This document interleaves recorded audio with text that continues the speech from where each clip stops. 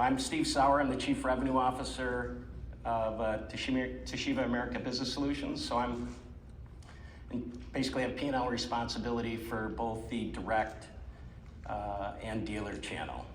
I'm really excited to be here, actually. Because I've been in the position since last April, so 10 months. And I've been in the last 19 years, I've spent in the direct channel. So I haven't had a chance. Mike, you don't invite any direct guys here, so I haven't had a chance to come to one of these events in a long time. What's interesting is I was a dealer before and used to love these events. And I got to see it yesterday, the energy in the room, the ideas, taking notes. Halfway through, I was like, I should never have sold my dealership. I think I want to buy one again. And then at the end of the day, when Dakota got up, I actually said, maybe I should join the military, become a Marine. Felt very patriotic. So, ultimately, it was a good day. And when I came here, I was wondering if I would see anybody from my dealer days. So, I was bought in 2004. It's been a long time. Sure enough, walk in and I see John Hay, who, by the way, was great this morning. Not only did I see people that I remembered, but they had big impacts on my life and career. So John, so my story quickly came out of college, I was a corporate banker, investment corporate banker. Ultimately, one of my customers had a portfolio of companies. I was 29 years old. He said, hey, can you go run this company called Business Methods? I went in. The guy we replaced was committing fraud. Ended up turning it around for him, and he let me buy it. But in my journey, being pretty young and running a business, when we started around 10 million. When I sold, we were about 30. We had a print division that was our primary business. And I had an IT services business and an AV business, corporate AV, big audio systems, panel boards, et cetera, in stadiums. So I needed help. I didn't know what I was doing. I was in an event like this, and I met John. And by the way, I love AI and everything else, but who you meet here, that's really why you're here. And it really impacted my life. So John helped me with leadership. I never managed people, didn't know what I was doing. To this day, I still utilize things that 25 years ago he gave me. Our hiring process in the direct side at Toshiba Business Solutions is this hiring triangle he showed me. Can do, will do, team fit. Still use it to this day. And this other saying I have, which my friends at Toshiba are tired of hearing me say, right person, right job, no exceptions. That came from John Hay 25 years ago. And then his partner, John Hansen, I would call every day because I didn't know what the metrics were to run the business. Same thing, very easy, the industry's very giving, ramped up. Then I walk a little further, I see Dominic Pontrelli. He was an executive at Lanier back then. Now he's trying to help dealers with CRM. Big partner, very big part of my career and success. You can tell your friends at Lanier I'm not mad at them for suing me after I sold to Toshiba. No big deal. I'm kidding. It was good. And then I run into Rick Taylor, and I'll say this: Happy birthday, Rick. And I told him this out in the hallway, but if I think about people that had a huge impact on my life, Rick was one of them. When I was a dealer, back then everybody was single line dealers. Rick talked me into going with Toshiba. He was CEO of Toshiba at the time. Then somehow on a chairlift in Vail, he talks me into selling my business when we weren't for sale. And then ultimately he created TBS through 50 acquisitions, which I spent 19 years putting together and running. So really good stuff. He was a lot nice. Actually, when I was a dealer, he was really nice to me. When I worked for him, not so much. Larry pretty much the same. So that's one of the big changes of going back and forth. So really happy to be here, and probably a little longer-winded explanation than you wanted, but. Well, thank you and welcome, and we'd like to know more about Rick Taylor, but we'll wait a little bit. So Billy, we'll turn it over to you. Yeah, so my name is Bill Melo. I'm Vice President of Marketing and Strategic Business Development for Toshiba. Been at Toshiba almost 22 years now, hard to believe. And likewise, I think it's good to acknowledge the people who helped shape your career, and two of those folks are definitely here today. Rick Taylor, I'm going to get another shout out. Rick saved me from leaving Toshiba, probably more than once, and also had the faith in me and my team and the things we were trying to do 20 years ago with Managed Print to one, convince our Japanese owners that selling other people's stuff was okay, and secondly, when we went to our largest account at the time ever, SunTrust Bank, and landed a 35,000 asset deal, Managed Print, which was probably 1,000 times bigger than any deal we'd ever did before, and probably had no business actually doing. He had the faith to say yes, and that really launched us into that business. And then the other person I have to recognize is our host, Mr. Stramaglio, who I probably could tell a lot of stories about. No. Maybe even more than Jenna, perhaps, but we won't. But I will tell you one story about Mike. So I worked with Mike at 3 different companies, first at Ricoh, and then at a company called Data Products. And so Mike recruited me out to Data Products from California. I was very happy to move from New Jersey, where I would say New Jersey is a great place to be from, to California. And the very first week on the job, I had not even moved my family out. And he says to me, we were owned by Hitachi. So Mike says to me, we need to make a really great presentation for our owners. And I said, well, Mike, of course I'm going to do my best, but why is this one so special? He says, well, because if we don't convince them that we're kind of a viable company, they're going to shut us down. I said, well, that didn't come up on the job interview last week, Mike, but we did, and really had a pretty amazing run at several companies. So thank you, and so let's kick off what we're going to talk about today.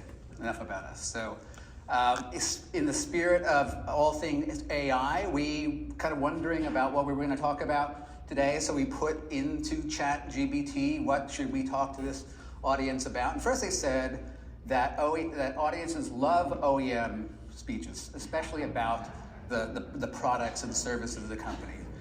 So we created this 72-page slide that we're going to go through. But then we decided to forget that. And so what we decided to call TOS is really, we thought, a conversation. We have a lot of smart people in this audience with various perspectives, different roles, different places in the industry. And so what we thought might be worthwhile is just to talk about the things that we talk about as a management organization. Certainly give you our perspectives, but as importantly, have a dialogue with this audience about the things that are shaping the industry. So I bet I can imagine what their first question is going to be. Yeah. So can I ask? How many of you want to know what the situation is with the M&A scenario with Toshiba right now? Okay, so I was kind of right. 2 people, that's great. So I think the first question to get off the table is, what is going on and what does it mean to a dealer? So who wants to take that first? So you're talking about Toshiba going private? The JV first. Oh, the JV? Yeah, I think we're talking about the JV. Okay. I was anyway. Okay. Well, there's 2 pieces to this. I think part of your question is the second piece. I'll get to that really quick. But, obviously JV was big news. It's been written about a lot. We've talked about it a lot. From our perspective, it's a bold move. Really positions us well for the future. Very optimistic about it. The obvious benefits, combined market share is 30%. Tons of efficiencies associated with that. Supply chain, definitely a big part of that. Geopolitical risks, unfortunately, are higher than ever and trending higher, which is just a whole nother topic, and a little bit scary. So, we feel that is going to really position us well going forward. And also, Mike, there's a lot of M&A rumors, right? And you have to be this sensitive topic, but the one thing I have to say, we can't comment on the rumors that Toshiba is going to buy Ricoh. So we'll just kind of leave that alone. I've been at Toshiba 20 years. There's always been the rumor that somebody's going to buy us. I actually feel this essentially takes that off the table in some sense. In my mind, Ricoh got what they want, we got what we wanted. I mean, ultimately, if you're going to buy somebody, you're buying for manufacturing efficiencies and the market share that comes with that. I think both parties are positioned well going forward. So can I ask you, how many of you actually know what he's referring to with the JV?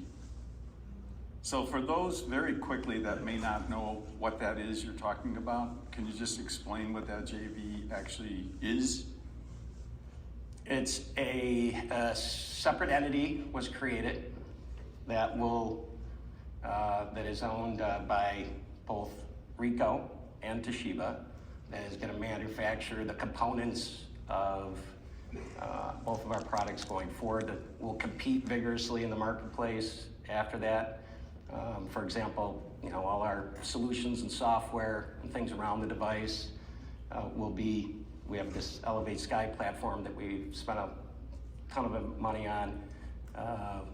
So they'll be differentiated accordingly, and will compete vigorously in the market. I mean, ultimately, it hasn't been named yet. That they picked a name. I think it'll be announced pretty shortly, and it will begin second quarter of this year. And ultimately, for the first few years, both product lines will be produced. There won't be a new product line out. So the good news is that we just refreshed our product line. It's really good. And the JV will be utilizing its factories to produce that product. In 3 years, 4 years from now, they'll come out with one single line product. And even at the time when the JV is producing JV developed product, it'll just be the print engines. So the controllers remain unique to Ricoh and ourselves, and we think that's really where the differentiation happens, and has been for a long time. So all the solutions we built over time, all those that we build, we'll be buying will be exclusively Toshiba. Ricoh will have their own platforms, and that continues. So the distinguishing factor is software, or somehow, okay. The software and services, again, are unique, and we compete. So you're going for cost per pound on the hardware? Yeah. Got it. So what can you tell us about Rick? I was thinking actually, when I was up here, if he paid me a little bit more money, I could be fly fishing instead of standing in front of you guys. All right, but serious question. So he's CEO of Toshiba, and you said that he's played a major role in your life, which is obviously true. All our lives, actually, to be candid with you, mine and yours. So why did you sell to Rick? What did he do that made you say, you know what, I got to go with him? I really wasn't for sale, and what he told me he was buying me, and obviously price has to be right. I considered the industry, where it was going. We had grown very fast over the 10 years. I felt I was at one of those tipping points where I would have to put in some significant capital to go from 30 to, let's say, 60 or 90. So I thought it was a good point to consider, and multiples at the time were very, very healthy. But there's never one reason. I think it's a very personal decision that differs by entrepreneur and entrepreneur. And I didn't anticipate spending a career here either. That wasn't part of my thinking. So it was a combination of things. Rick's a very good salesman. But I'm glad I said yes. I am glad I said yes. Well, that's quite a testimony. And yes, he is a great salesman. So I want to open it up for all of you to speak with them, and I'll help facilitate. So Billy, where do you want to go from here? Yep, so we picked a couple of topics, again, that we discuss a lot at Toshiba. We suspect you and your dealerships talk a lot about, and so we'll start here with revenue diversification, which to me is kind of the driving force in the industry, right? This recognition over many years that clicks are going down, requiring businesses in our space to look at different ways of driving revenue. And the path that you take, there are many different paths that people have taken. We've taken some and not taken some. And so we thought that was a really a good discussion. We'll share with you a little bit about what our thinking was, where we are and how we got there. But we're just as interested to find out from some of you in the audience why you made the decisions you made, what decisions you might make going forward. And the one that we get is obviously big for us, and Steve, we'll both talk about this, and is IT, managed IT, which if you know Toshiba, you'll know that we're not really in this space. A lot of you are. I think our decision is very much a Toshiba decision. It's not a indictment or a commentary on the space altogether, but it was a very personal decision with rationale behind it. And so maybe Steve can talk a little bit, and I'll talk. Yeah, I mean, I think, that's obviously one of the biggest topics here is what to diversify in, when to diversify into it. I was thinking about this topic and one of the reasons why I mentioned I was a dealer before is some things are so different and some things are the same. When I was a dealer 25 years ago, the messaging was print's gonna die. And it was going analog to digital, if you do not get on the network, if you don't control the network and have IT services, ultimately you won't be able to sell copiers. I had an IT business. It's at Toshiba for us as an OEM, unless we were going to invest significant money, it just didn't make sense. We've spent a lot of time debating it. We tested it out in certain markets, and ultimately it was a decision we made not to get into it. It doesn't mean we don't think diversification isn't important. It doesn't mean that, well, frankly, you saw a couple presentations yesterday.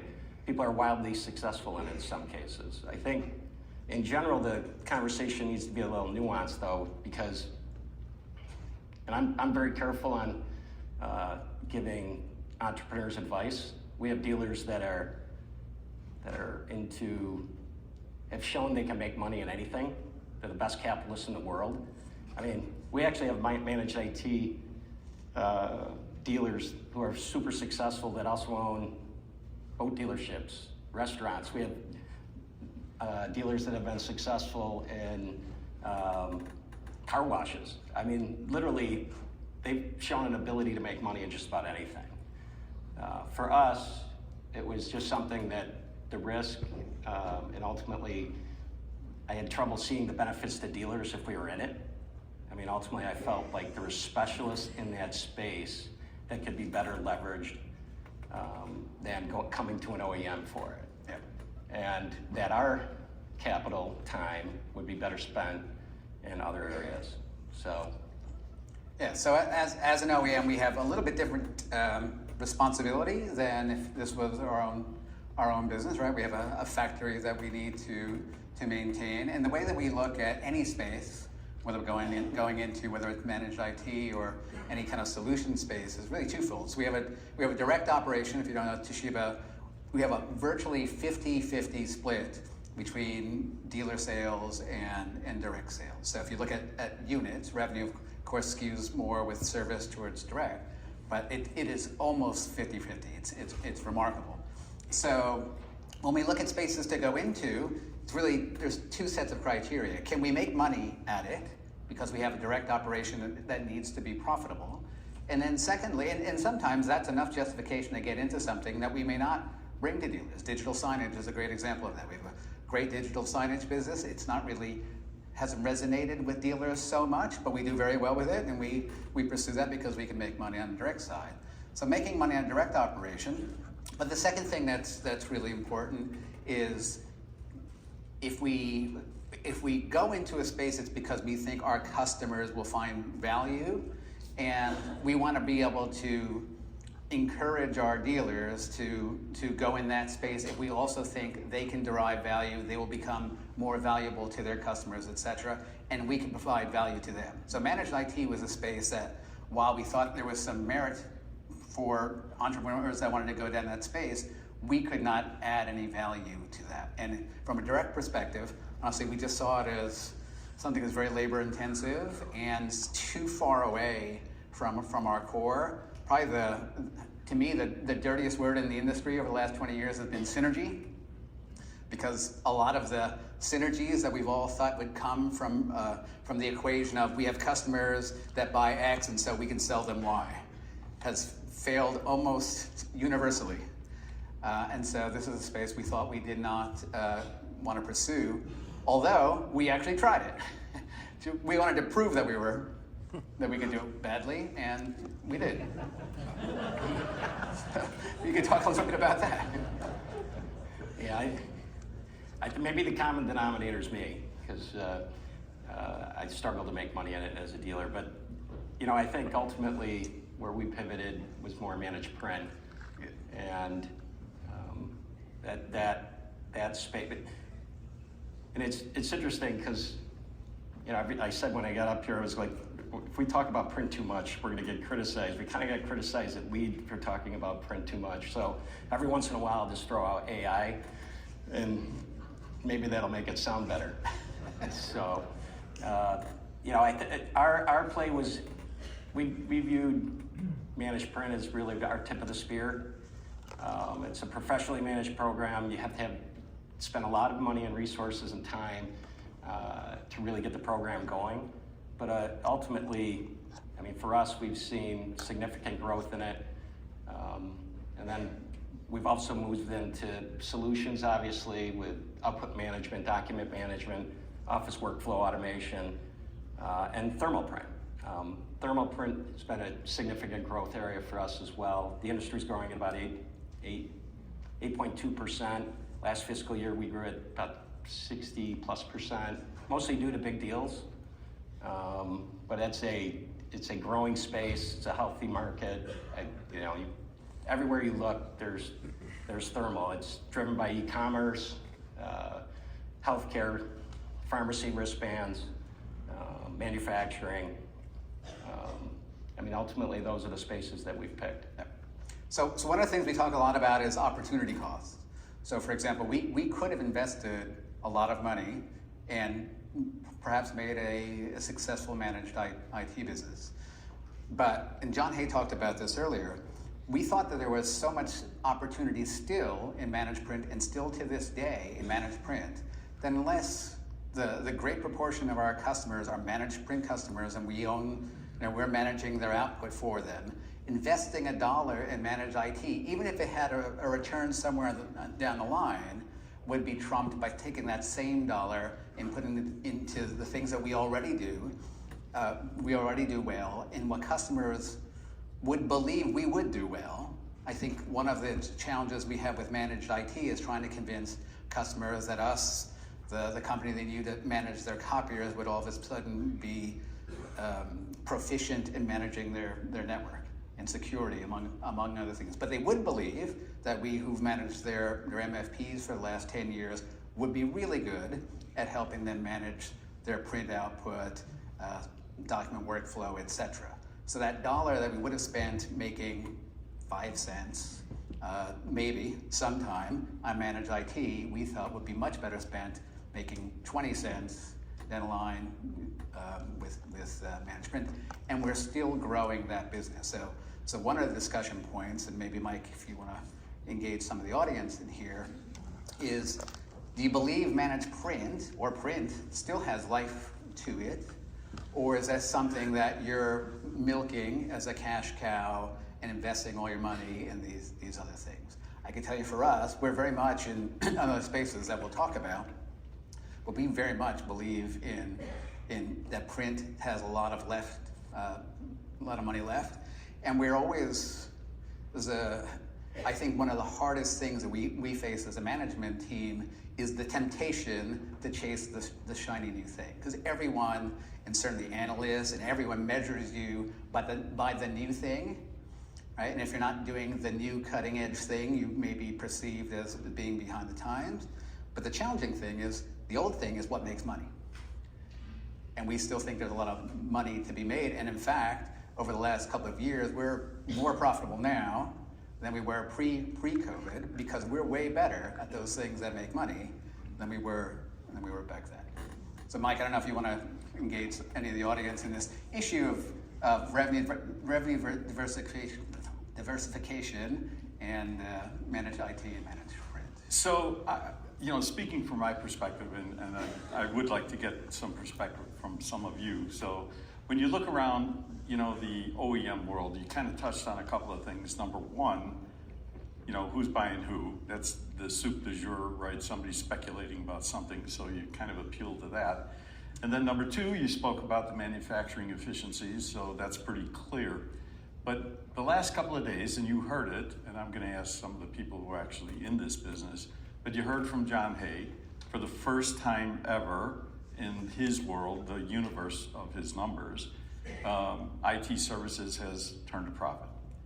And so a couple of quick questions, if I can. How many of you actually are in IT services? Okay. So would you view their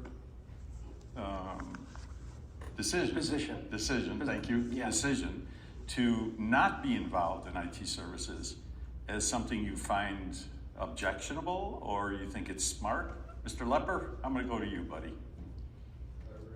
Yeah, Oh, you distracted. you weren't listening to me? I was distracted. I'm taking full responsibility.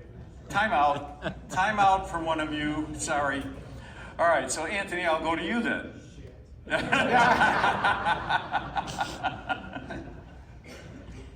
agree 1,000,000%. There you go.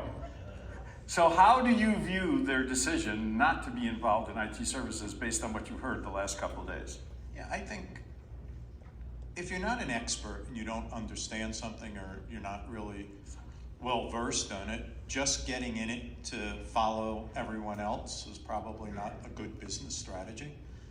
I will tell you that it does take a lot of money, effort, time, and what John put up there this morning, and you just referenced it, I did hear that part, of for the first time 1.3%.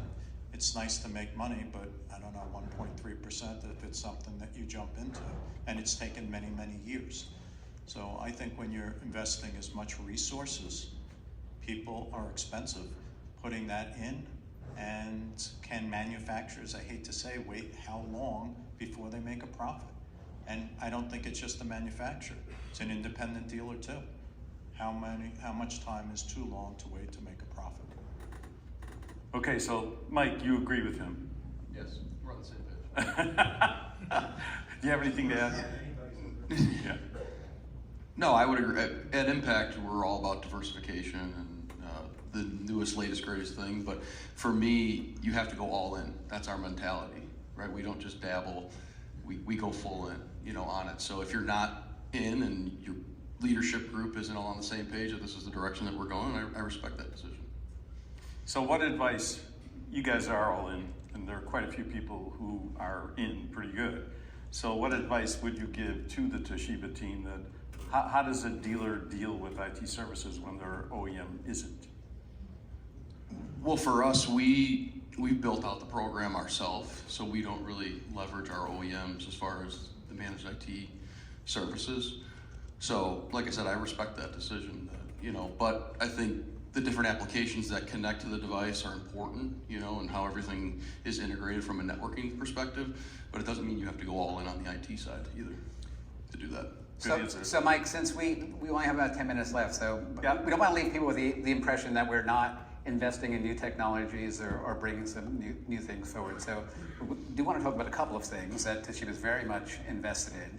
And the cloud, and you and I go way back to M2M and sort of machine to machine. So the notion of the cloud delivered services and cloud enabled service maintenance is something we've been investing in quite heavily. We just announced a big initiative and launched a big initiative called Elevate Sky, which is a series of customer-facing applications, pre-management, document management, translation service, etc., and that will continue to grow. A whole suite of reseller-facing applications that allow you to configure machines in the cloud, and with a big AI component that diagnoses issues, has predictive analytics. We're moving towards self-healing machines, so not only being able to consume data from the device, but also marry that with service histories, etc., and not only predict the likelihood of imminent failure, but also to the extent possible repair those issues before they become problematic. And then the thing we're really quite invested in is a whole notion of subscriptions, being able to deliver services on a subscription basis. And when we talk about subscriptions, it's not the 12-month DocuWare contract, which is great. We sell a ton of those. But a subscription's in the way that you would buy a Netflix subscription, which is you go online, you say you want to buy it, it's on instantly. You want to add services a week later, it's available instantly. So instant on, instant off, instant delivery, recurring billing. So we say the new aftermarket here because we think our industry has grown up on this notion of put a device in and it's going to print, and that's going to be the profit is going to come from that aftermarket. If that is shrinking, obviously that's a direct hit.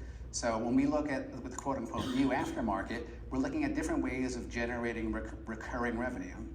And again, we see a big shift in the marketplace and in our personal lives to buying everything on a subscription basis. No one wants to own anything.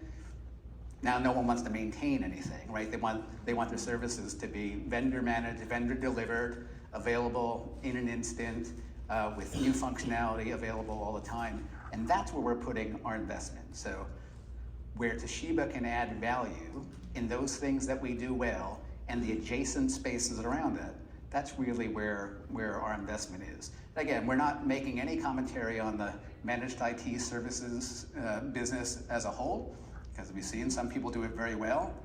We just didn't think for us it was going to be profitable, or that the ROI would merit investment there versus other things that, again, would have a better ROI, and that we can bring a value to dealers.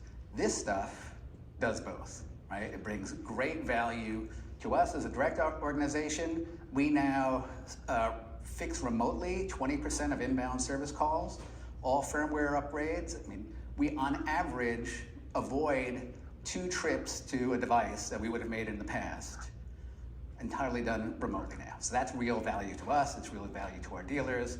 These new services we're bringing are revenue generating. We just launched a product within the last week that we've already won some school bids on. So that's the stuff that we're focused on. Again, managed IT is great, we don't discourage it, but from a Toshiba standpoint, we want to do a few things really, really well, as opposed to a lot of things kind of Customer-centric. Yep. Client-centric. So this is the first time you've been a major sponsor for ECS. And if you don't mind my asking on their behalf, what was your mission? Why did you come here as a major sponsor, one of the top ones? Obviously Konica Minolta did the same thing, Connect by Great America. So what are you trying to do? Sign more dealers, look for more distribution? We didn't come here to sign more dealers up. But in general, we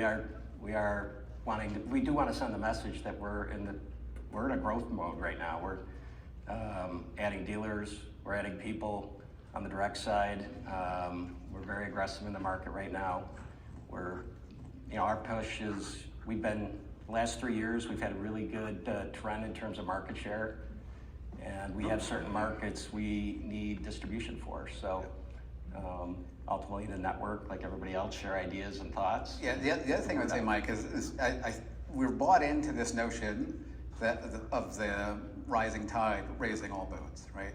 So as an industry, if we look to bring more sophisticated solutions to our customers, they need to perceive us as being capable of doing that, right? And so the general knowledge level and capabilities of the industry being somehow elevated by events like this is important and benefits everyone. As we're although half our business comes from direct, half comes from dealers, and to the extent that we providing education and tools and things like this can make them better at what they do, that's ultimately better for us and better for the If you think about it, ultimately, in many ways, we're not competing against other OEMs, we're competing against the decline in print. And that's why the conversation on diversification.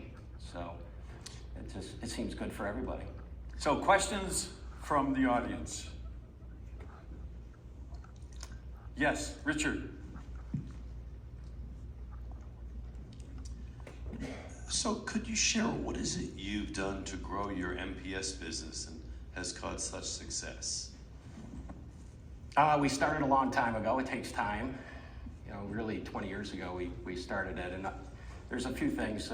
Being vendor agnostic is a big thing. We have relationships with, you know, all the multiple A4 players, other Lexmark, HP. We've invested in the tools. You have to have a really strong dashboard. We have a pending installation process, patented installation process. project management. Project management. You have to have specialists. You have to have analysts. And if no different than really managed services, it's a much more investment if you're really going to have a program. A program isn't selling A4. A program is managing the total print picture. And that takes time, effort, and resources, and capital. And we took from the start a very customer-centric view. So from day one, it was never a vehicle to sell Toshiba machines. We knew that was going to happen. The issue was to make taking the burden off of managing a print fleet away from a customer, which meant if they had 80% HP devices and they liked 80% HP devices, our effort was to make us managing that on their behalf an easier thing, sort of normalizing, taking away, what we call bad citizens, so bad high-cost products, and normalizing, doing everything on a cost per page, blended basis from day one. The short answer is very customer-centric, and again, that's where I come back to Rick, because it would have been really easy at that point for an OEM to say, there's no way you're going to invest money in servicing HP printers. That's not what we do. But we luckily had leadership that agreed that serving the customer is what we do, and I think that more than anything made us successful in that space. I have a second question. Bill, with your extensive marketing background and clearly measuring deliverables, have you used or are you considering using AI for lead gen and marketing? And if so, what have you done or what have you investigated and considered doing? Well, we've always done data-driven marketing. I think AI gives us and we were just talking about this over the last couple of days, some really exciting tools to, on a large-scale basis, get more precise with messaging and offering in a ways that we've not done before. I had a great conversation with Mark Spring from Evolve just before getting in here. We've done some integration with their platform, with our Salesforce platform, and we're just now, I think, just at the beginning of really understanding what that can do in terms of hitting people with the right message at the right time. And we love our sales reps, but if we're entirely dependent on sales reps to make the right call at the right time with the right information, I suspect we're probably missing some opportunities, and that'll help. What we won't do, I don't think, is ever take the bat out of their hands, but we can make if we can soften up the ground a little bit on their behalf, I think we're doing a lot there. Well put, thank you. So, gentlemen, we thank you. They're going to be here for the rest of the meeting, so please find them. I love no PowerPoint. That's awesome. So thank you very, very much. We appreciate it. And while our next